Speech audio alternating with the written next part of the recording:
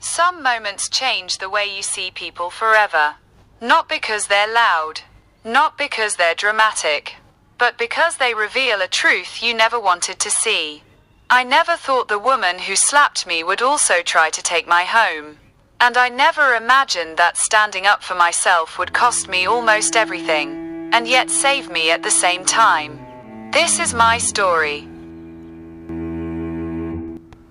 The house sat on a quiet street in Ohio, tucked beneath tall maple trees that turned gold and red every fall.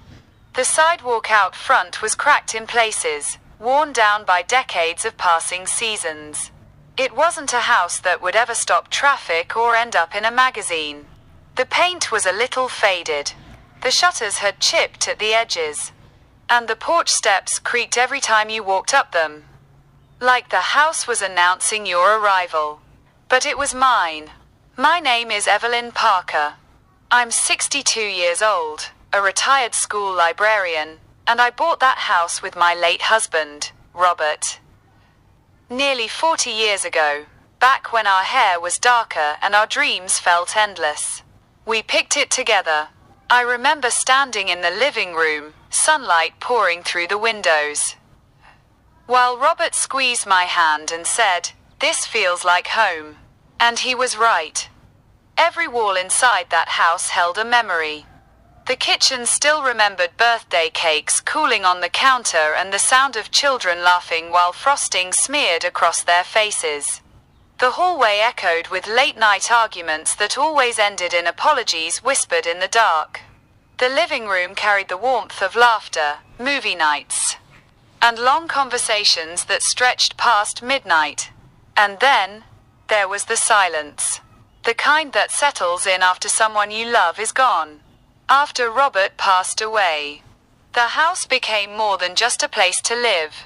It became my anchor. The one place where his presence still felt close, where his chair sat exactly where he left it, and his voice seemed to linger in the quiet moments.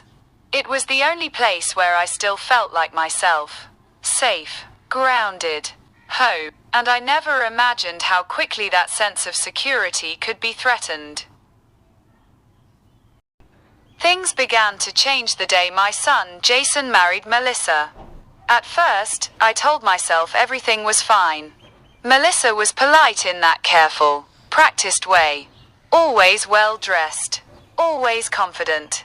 She spoke quickly, as if she didn't like silence, and her smiles never quite reached her eyes. I assumed she was nervous, adjusting to a new family, a new home. When they asked to move in, she called it temporary. "Just until we save enough money," she said, her voice sweet, reassuring. "It won't be long." I agreed. He was my son. This was his home too, or at least, that's what I told myself. But weeks turned into months. And slowly, the house stopped feeling like mine. Melissa began rearranging furniture without asking. One morning I woke up to find the living room completely different, as if someone had erased a familiar memory and replaced it with something colder. She started throwing things away, calling them old junk, laughing lightly as if it were harmless. Robert's chair disappeared first. Then my photo albums, ones I hadn't even finished sorting through. The kitchen curtains my mother had sewn by hand were pulled down and stuffed into a trash bag like they didn't matter. Every time I tried to say something, I swallowed my words. I didn't want conflict. I didn't want to lose my son. But one evening, as I watched her drag Robert's old chair toward the door, something inside me finally broke. "That chair was your father's," I said quietly. She stopped and turned to look at me. Her eyes were sharp, cold, unapologetic. "And now it's taking up space," she replied.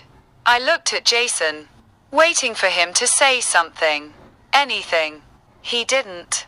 He stared at the floor, silent, like he was afraid to choose a side.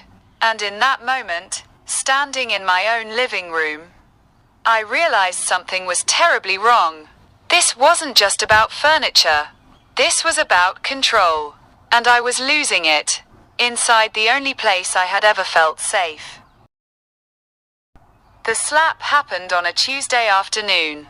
The kind of ordinary day you never expect to change your life. I had just come back from the grocery store.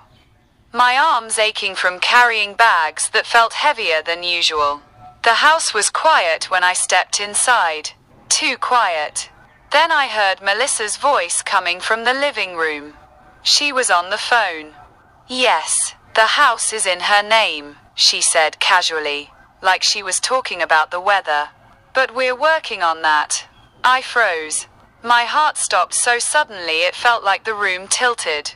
I set the grocery bags down slowly, my hands trembling, and walked toward the sound of her voice. "Working on what?" I asked. She turned around, startled for a second. Then her expression changed. The softness disappeared. Her face hardened, her jaw tightening like she'd made a decision long ago. "You're too old to live alone," she said flatly. "This house should belong to us. Jason deserves it." The words hit me harder than I expected. "This is my home," I said, my voice shaking. "Your father and I bought it. I've lived here my entire adult life." She scoffed. For now, I felt tears spill before I could stop them. I don't remember raising my voice. I remember begging. I remember trying to make her understand that this wasn't just a house. It was my life. And then it happened. She stepped forward and slapped me. Hard. The sound cracked through the room, sharp and violent, echoing off the walls that once held laughter and love. My face burned. My knees nearly gave out. For a moment, everything went silent. Then Jason came running in, panic written all over his face. "What did you do?" he shouted at her, rushing to my side. But she didn't apologize. She didn't look ashamed. She looked at me, cold, steady, and said, "You should have known better than to stand in my way." And in that moment, standing in my own living room with my face stinging and my heart breaking, I realized something terrifying. This wasn't just disrespect. This was war. That night, she didn't even pretend to be calm.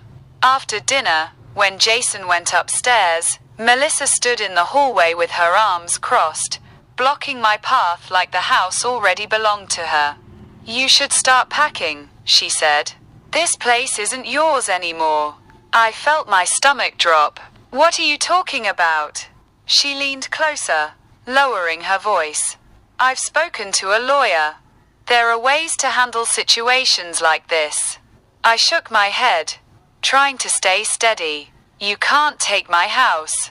She smiled, but there was no warmth in it. "I can make Jason believe you're not stable, that you're confused, old, that you need supervision." The words felt like knives. "I'll tell them you forget things, that you get emotional, that you're a danger to yourself," she continued. "Once that's on record, everything changes." My hands were shaking so badly I had to hold onto the wall. "You wouldn't," I whispered. She shrugged. "Watch me." I went to my bedroom that night and locked the door for the first time since Robert passed away. I sat on the edge of the bed, listening to every sound in the house, footsteps, voices, doors closing, wondering how my own home had become a place of fear. I didn't sleep. When morning finally came, my eyes burned and my body felt heavy, like I'd aged 10 years overnight. I sat at the kitchen table, hands wrapped around a cold cup of coffee, and picked up the phone. I called my sister Margaret. The moment she heard my voice, I broke. "She's trying to take the house," I cried. "She hit me. She threatened me." There was a long pause on the other end of the line. Then Margaret spoke, her voice calm but firm. "You need help," she said. "And you need it now?" And for the first time since Robert died, I realized something important. I couldn't do this alone anymore. With Margaret by my side, I finally did what I had been too afraid to do on my own. I contacted a lawyer. Sitting in that small office, my hands folded tightly in my lap. I told my story out loud for the first time, from the quiet changes in the house, to the slap, to the threats whispered late at night. Saying it out loud made it real. It made it impossible to ignore. The lawyer listened carefully. He didn't interrupt. When I finished, he opened a folder and looked at me calmly. "The house is protected," he said. "The deed is in your name. Your husband's will is clear. No one can take this property from you." I felt something loosen in my chest. For her to claim this house, he continued, she would need legal standing. And she doesn't have any. None at all. I cried right there in the chair, not out of fear this time, but relief. When Melissa found out, she lost control. She screamed that I was selfish. That I was cruel. That I was ruining Jason's future. She paced the living room like a storm, pointing fingers, blaming everyone but herself. She said I was choosing a house over my own son. But for the first time since she walked into our lives, Jason didn't stay silent. "You crossed a line," he said, his voice steady but shaking underneath. "You hurt my mother." The room went still. "She's my mom," he continued. "And what you did was wrong." Melissa stared at him, stunned. Then her face hardened again. But this time, there was something else there too. Defeat. That night, they packed their bags. I stood in the doorway, watching them leave, my heart heavy but certain. Melissa didn't look at me. Not once. She walked past like I didn't exist. But I was still standing. In my home. Where I belonged. The house was quiet again. At first, the silence felt heavy. Almost uncomfortable. Like the walls were holding their breath, unsure if it was safe to relax. Every creak made me pause. Every sound reminded me of how quickly peace can be taken away. But little by little, the quiet changed. It stopped feeling empty, and started feeling safe. I repainted the living room a soft, warm color, the kind Robert always liked but never got around to choosing.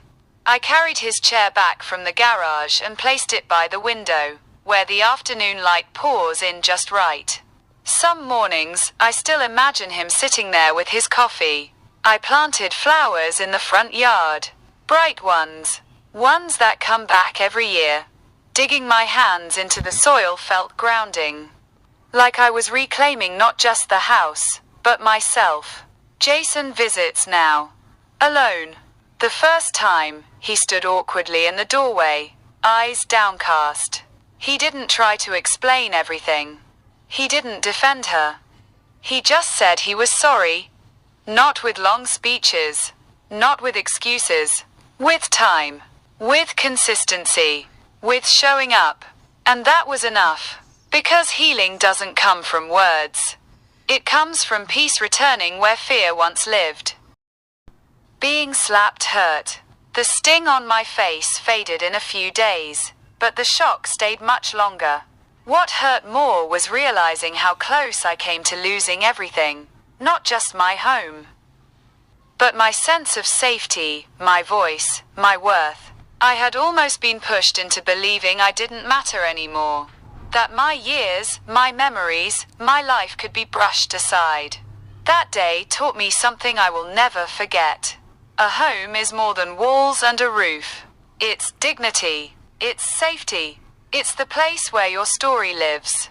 And no one, no matter how close they are to you, has the right to take that away. Not with manipulation. Not with threats. And never with violence. I still live in that house. I walk its halls without fear. I sit on the porch in the evenings. I breathe easier. And this time, I stand taller inside it. Because I learned that protecting your home is also protecting yourself. This story may start with fear and betrayal, but the lesson is clear. Your home, your dignity, and your voice are yours to protect, no matter what. Never let anyone take that away from you. Thank you for watching my story. If this video touched your heart or made you think, please don't forget to like, comment, and share your thoughts below. And make sure to subscribe to my channel for more real-life stories that will inspire, move, and surprise you. Your support means the world.